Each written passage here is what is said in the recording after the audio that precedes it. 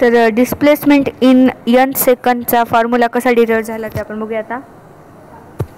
तर पहिल्यांदा s is equal to t, s कधीचं t इज इक्वल टू 0 पासून t इज इक्वल टू nचं, आणि त्याच्यामधून minus displacement t is equal to 0 पासून t is equal to n-1 पर्यंतचं. जसं की आधीच्या ह्याच्यामध्ये आपण n5 घेतलं होतं आणि मग 5 पर्यंतचं जे अंतर आहे ते आणि त्याचं अंतर 4मधून जर वजा केलं तर आपल्याला काय भेटलं होतं, त्या 5व्या सेकंदामधलं अंतर. तर मग आता यस काय असते ut plus half at square. मग यू टी फायनल काय n, मग टीच्या जागी आपण n ठेवायचं. तर un plus half an square minus un-1 plus half an-1 square, हे असं इक्वेशन तयार होते. मग याच्यापैकी ते इक्वेशन सॉल्व करायचं. मग S N is equal to काय भेटते आपल्याला, u प्लस हाफ a2n-1.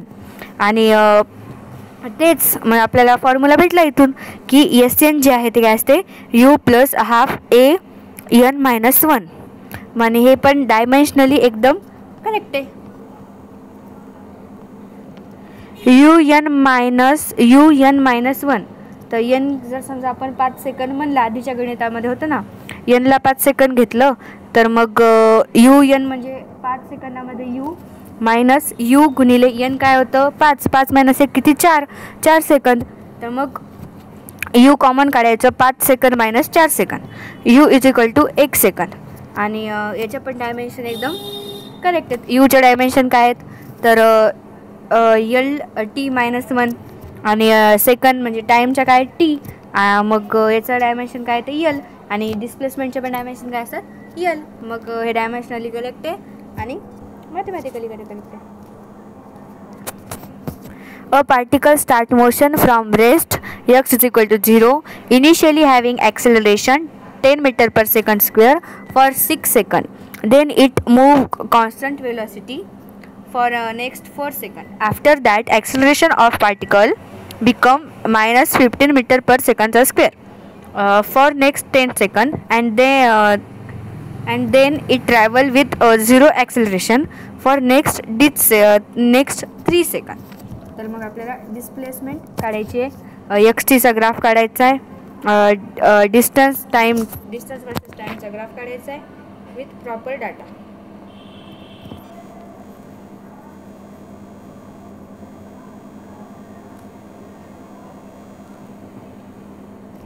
तर मग vtचा ग्राफ काढूया पहिले.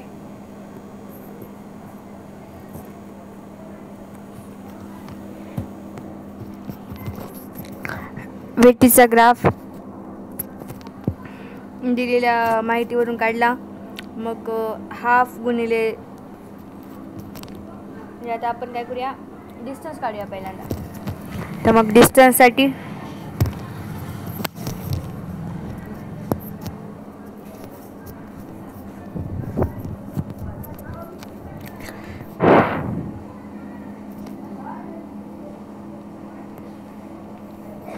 याचा डिस्टन्स किती येते तर पहिल्याचा एरिया प्लस दुसऱ्याचा एरिया. पहिल्याचा एरिया किती आला 540, दुसऱ्याचा एरिया किती आहे 540 आणि 540 किती आलं 1080. पण डिस्प्लेसमेंट काय आलं 0, कारण वरच्याचा जेवढा एरिया आहे तेवढाच खालच्याचा एरिया आहे, आणि डिस्प्लेसमेंटमध्ये आपल्याला वरचा मायनस खालचा करावं लागते. मग डिस्प्लेसमेंट आलं 0 आणि डिस्टन्स आलं 1080. मग ॲव्हरेज स्पीड किती आली 180 भागिले टाइम किती होता आपला 23.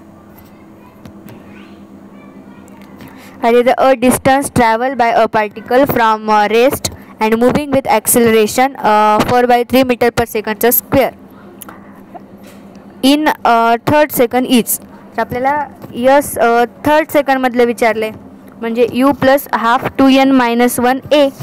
तर u किती आहे 0 आणि हाफला हाफ, n किती सांगितलं होतं 3rd सेकंडमधलं विचारलं होतं ना. मग यांच्या जागी काय ठेवायचं 3, आणि ॲक्सेलरेशन दिलेलं आहे 4/3. मग आपण याला सॉल्व केलं तर आन्सर किती येते 10/3, आणि आपल्याला तेच डिस्टन्स विचारलं आहे, मग आन्सर किती आलं 10/3. A truck travelling with uniform acceleration crosses 2 points A and B. with velocities 60 meter per second and 40 meter per second respectively. The speed of the body at the midpoint of A and B is nearest to. midpoint ची speed म्हणजेच आपण याला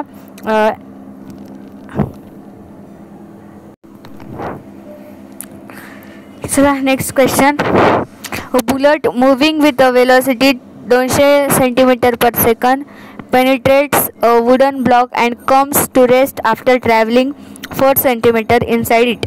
What velocity is needed for traveling distance of 9 centimeter in same block? तर मग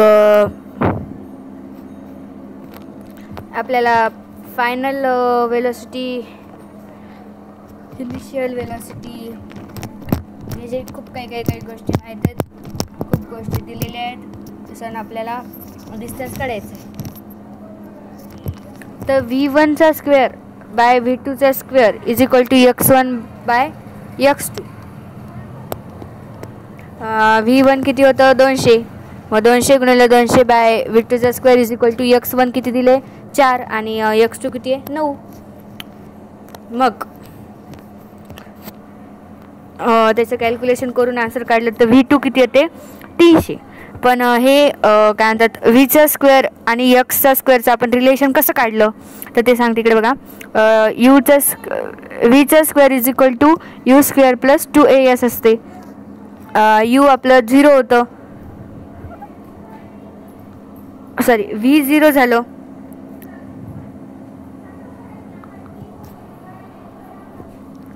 तर मग त्या U square is equal to U square plus 2AS या फॉर्म्युलावरून बाकीचे कॉन्स्टंट ठेवून X आणि Uचं आपल्याला रिलेशन कसं भेटते. V1चा स्क्वेअर बाय V2चा स्क्वेअर इज इक्वल टू x1चा स्क्वेअर बाय x2चा स्क्वेअर. सॉरी x1चा स्क्वेअर आणि x2चा स्क्वेअर नाही आहे, x1 बाय x2 आहे.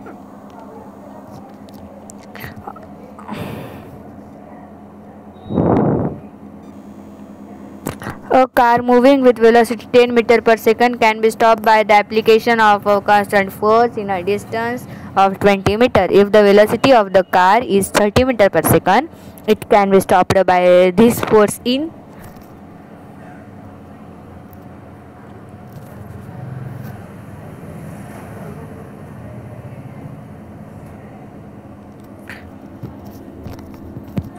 आपल्याला स्टॉप करायचं म्हणजे फायनल वेलोसिटी किती आहे आपली. फायनल वेलोसिटी आहे 0. U स्क्वेअर, U किती होतं 10, 10चा स्क्वेअर किती 100 प्लस 2A आणि S. तर मग याच्यावरून आपल्याला A किती भेटते मायनस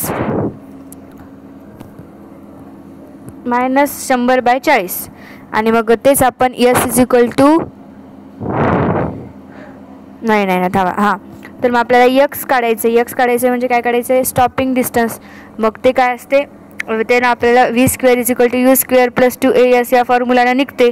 तर मग Vचा स्क्वेअर किती आहे 30चा स्क्वेअर किती 900 plus 900 is equal to 2A किती आहे 100 बाय 40 आणि S इथून मग या फॉर्म्युलातून भेटते. X किती भेटते 180. X म्हणजेच S आहे, म्हणजेच डिस्टन्स आहे जेव्हा की ते ऑब्जेक्ट थांबणार आहे. A body moving with uniform acceleration has a velocity -11 centimeter per second when its x coordinate is 3 centimeter. If its x coordinate 2 years later it's -5 centimeter. What is the magnitude in cm per second square of its acceleration? तर मग दिलेल्या याच्यानुसार काढायचं diagram. S is equal to U2 plus half AT square. S दिले -8, U -11, T 2, हाफला half A काढायचं आहे आणि T दिलेलं आहे 2चा वर्ग 4. मग हे सगळं सॉल्व केलं तर आन्सर किती येते 7. मग A इज इक्वल टू किती आलं 7. हे होमवर्कसाठी काही गणितं दिलेत.